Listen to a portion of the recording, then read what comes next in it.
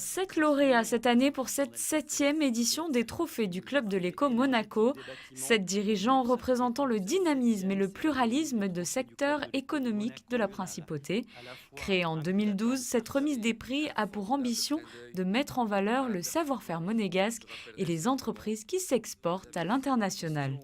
Ils découvrent des sociétés que l'on n'imagine même pas, qui sont sur Monaco.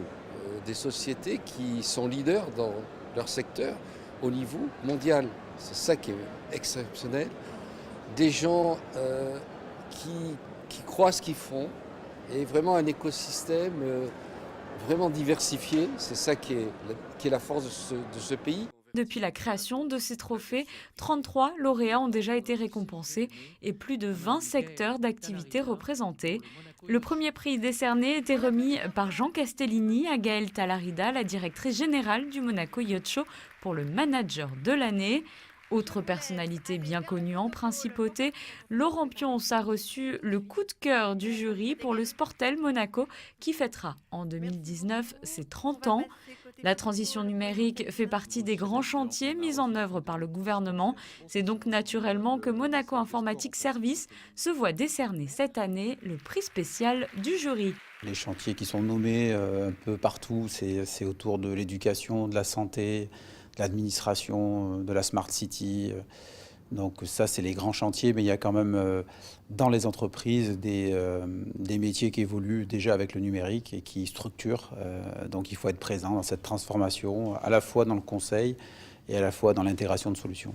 Autre thème cher à la principauté et qui revient chaque année dans cette remise de prix, le trophée du développement durable a été remis à la société Enoléo, reconnue pour sa capacité à améliorer la consommation des bâtiments industriels notamment.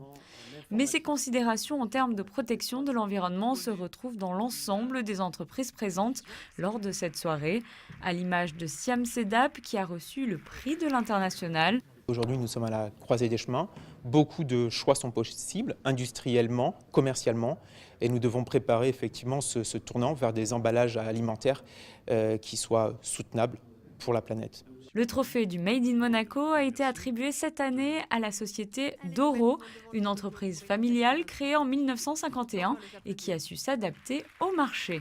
Du fabriqué à Monaco, du créé à Monaco, du développé à Monaco, mais l'essentiel de nos marchés est sur la France, effectivement avec des marques de renom, puisque la spécificité de notre métier est de représenter le luxe et Monaco est en phase avec cet univers-là, quoi.